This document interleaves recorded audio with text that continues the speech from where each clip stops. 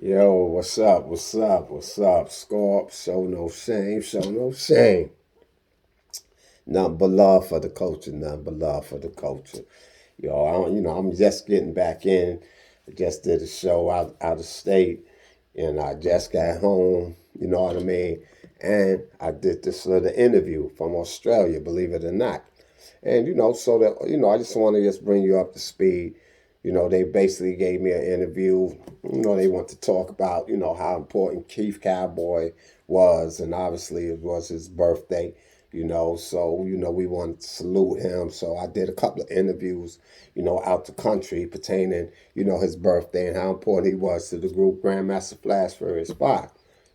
So, you know, during the interview, all right, they had asked me, so what is it really, what was it like in the beginning when y'all went straight to the, music industry and stuff like that? So as I'm doing the interview, I'm realizing that the person was a lady that really didn't know the culture of who we was.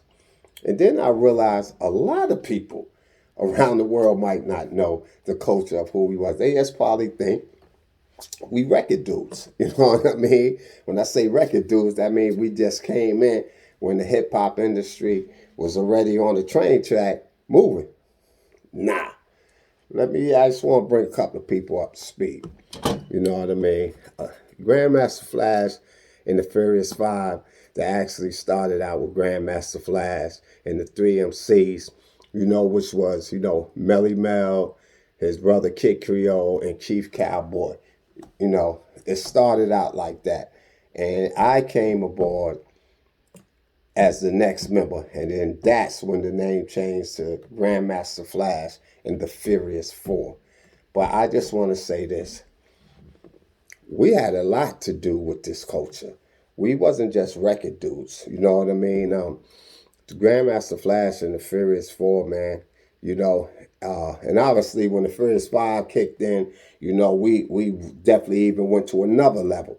But I'm just gonna tell you, Grandmaster Flash and the Furious Four, we had a lot to do with changing this culture. When I say that, I'm letting you know that Flash, Grandmaster Flash, first DJ to ever cut on beat. What does that mean? To a lot of people that don't know, that means he was the first DJ that can cut from one record to another record and you never lose the beat. You know what I mean? Because sometimes some DJs was playing back then, like, so if the beat is here, and then when they cut in, it go before you catch the beat again. You know what I mean? It sound like a car crash. He was the first one to do that. Please don't get it twisted. And all of this is pre-records. This is way before the records even came, way before Rappers Delight came out. All right? We was them ghetto superstars. So by Flash being the first one to cut on beat, guess what? And Cowboy, he was the king of the crowd response. So if you don't know what crowd response is, you know what I mean? So when it's like, throw your hands in the air, you know what I mean? Stuff like that. Somebody say, ho, ho, you know what I mean? Any of y'all seen that Knicks game tonight? Da-da-da, if you like the Knicks, da-da, you know what I mean? That was Cowboy Lane. All right? He was the king of that. He was the master of that. That's why even when this culture is called hip-hop, because the reason why it's called hip-hop, a friend of his was going to the army. Some of y'all might know the story. Some of you might not.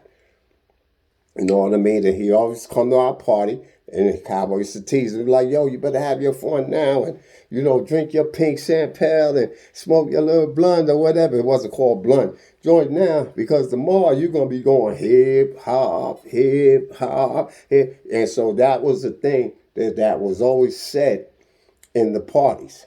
You know what I mean? Cowboy was always just saying hip, hop, hip. But then you obviously, being a rapper, he put a little rhythm to it. Hip, hop, the hip, hip, all of that.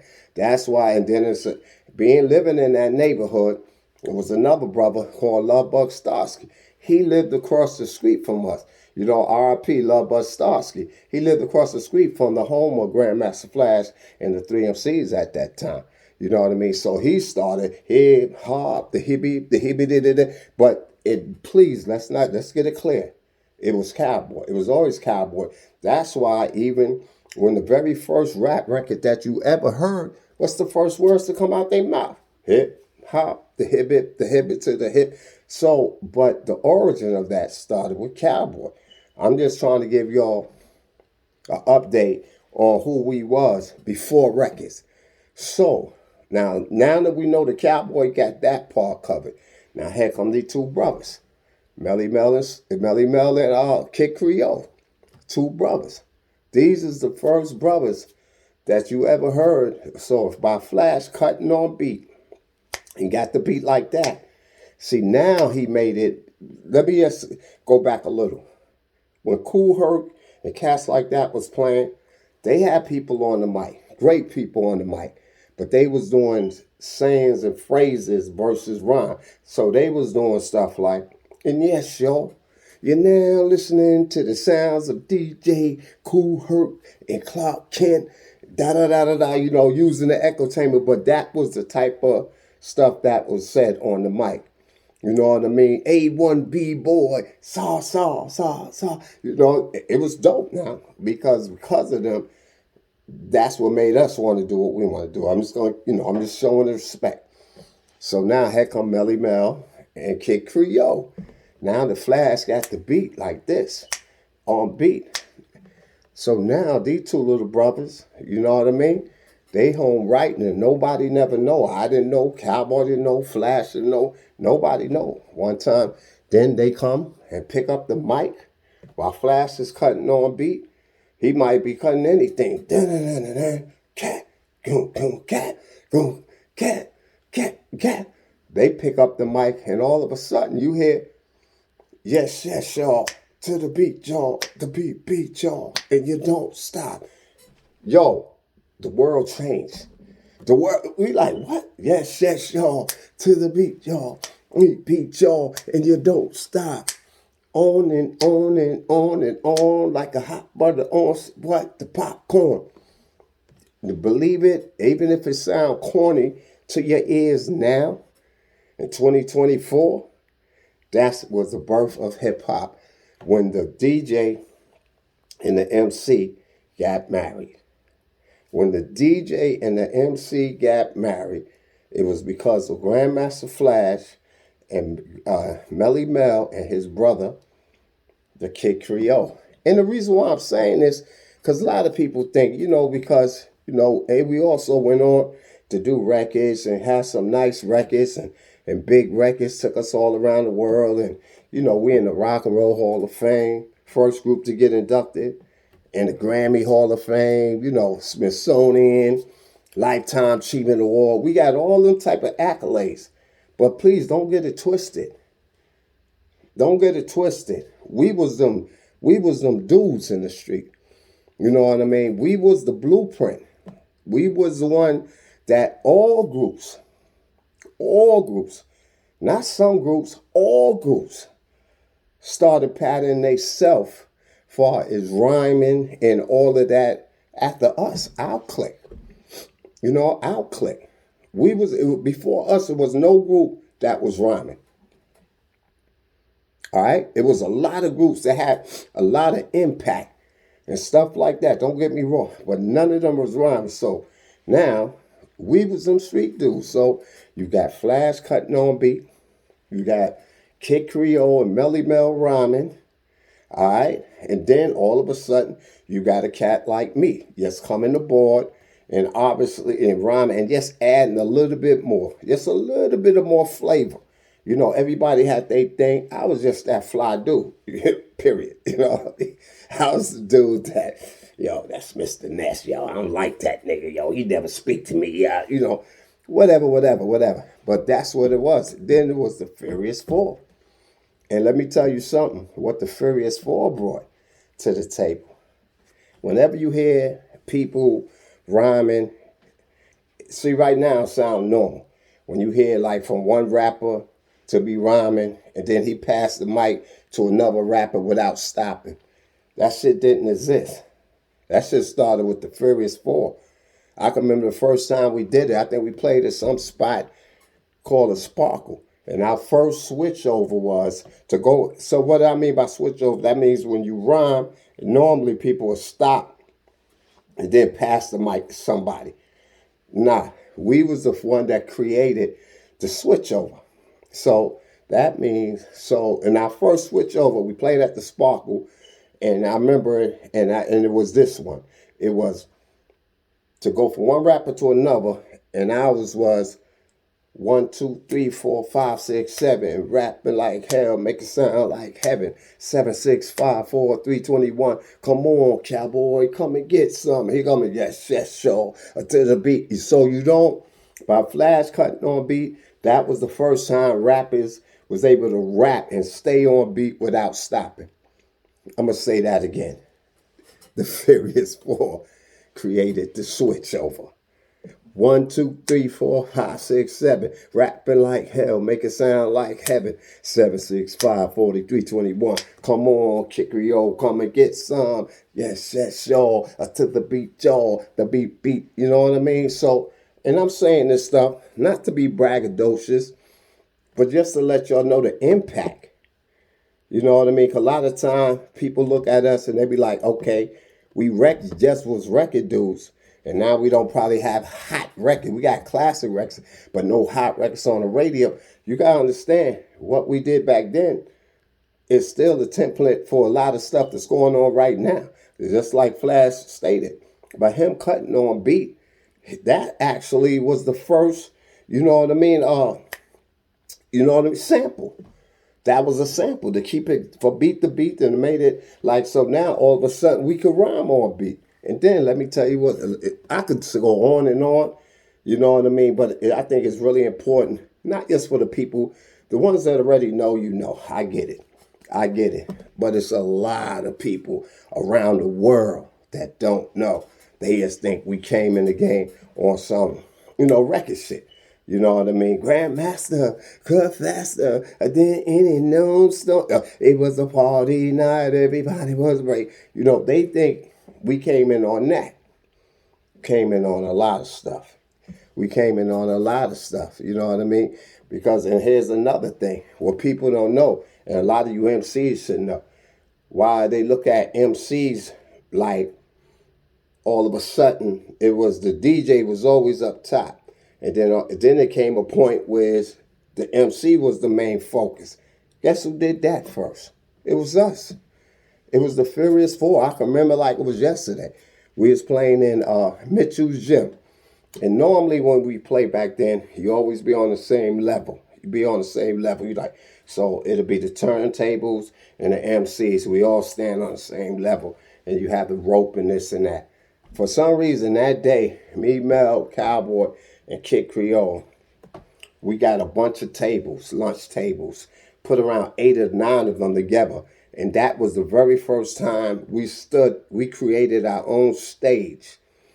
And whereas we were standing here and the DJ was here. And it's like something just went off. Ever since that, it like the MC fully had the spotlight. We fully had the spotlight. Then it became, not saying it wasn't about the DJ, but it became a lot about the MC. Then it's just that with our click, Flash was just so amazing that, you know what I mean, he was able to match our fly. But normally, most DJs and MCs, they took the DJ took the back seat. The Furious created the first stage in hip hop for the MC. That was us. You know what I mean? We ain't gonna front, and the proof is in the pudding. If you look at all groups, mostly all groups that came back from then, and I'm not shitting on nobody, but I'm just saying some names so they can, you know what I mean? All of them, at some point, you know what I mean, was almost like mirroring everything what the Furious was doing. If we was wearing leather, they was wearing leather. We was wearing spikes, they was wearing spikes.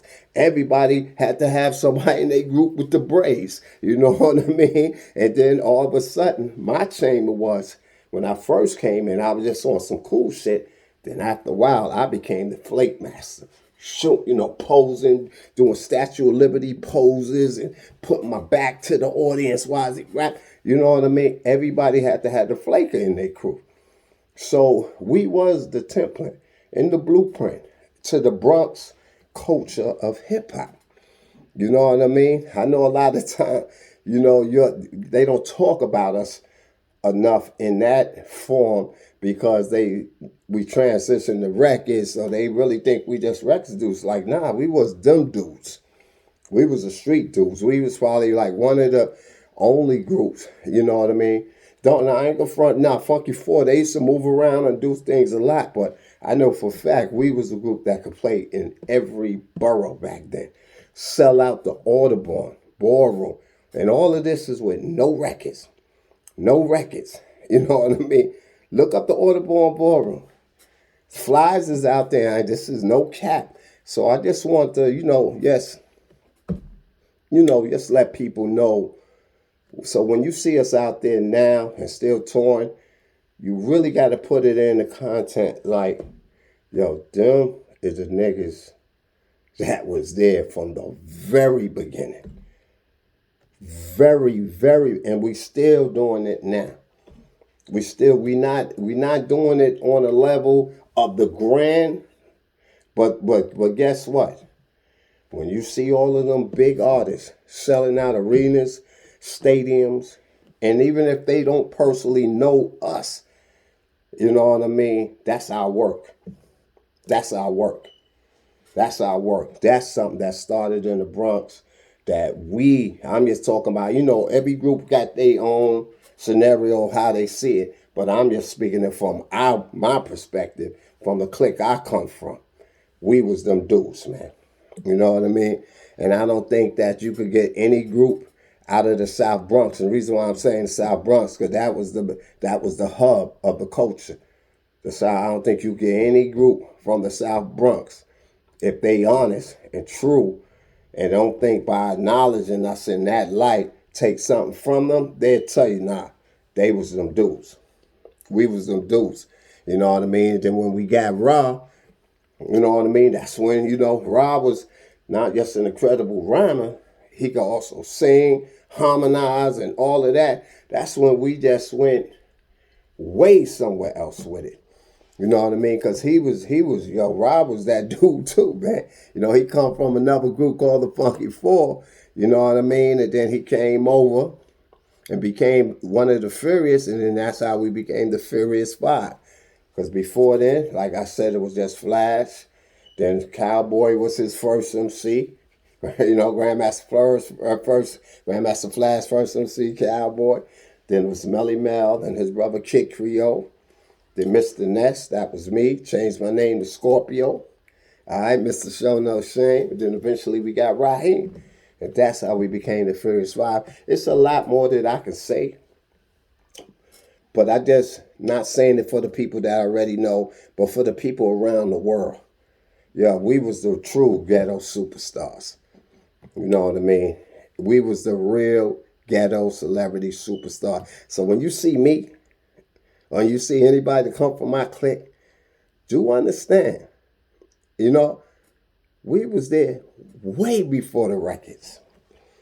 Way before, and I know it's hard to comprehend because, how a lot of it is. A lot of time if you say, yo, that was the person who invented jazz, most likely 9 out of 10, they passed away. Or that was the one that invented football, they've gone, or basketball, or whatever culture. So sometimes it's just hard to comprehend, like, yo, wait, these guys was really the guys that was in the streets doing it from day one? Yes, we was. Got no more to say, man. I just want to share a little something about Grandmaster Flash and the Furious Five. That we wasn't just them record dudes. We was them street dudes for real. And when I say street, I don't mean knucklehead street. I mean we was the dudes that was putting it down. So when you see any of them coaches and any of the places and they trying to represent, and they representing that street culture, turntable MC, that was us. Ask any group from our era, was we them dudes? And if they tell the truth, they gonna say yes. They gonna say yes. All right? They gonna say yes. Never lost the battle. Matter of fact, we were so there. You know how when you almost at that level, people didn't want to battle us. They didn't challenge us. And anybody that we did battle, 9 out of 10, we smoked them. You know what I mean? All due respect. You know what I mean? We smoked them. We did our thing. We came out victorious. I just want to share that with you. Grandmaster Flash Furious 5, we was way before the record industry. All right? Peace, y'all. Scorpio, show no shame.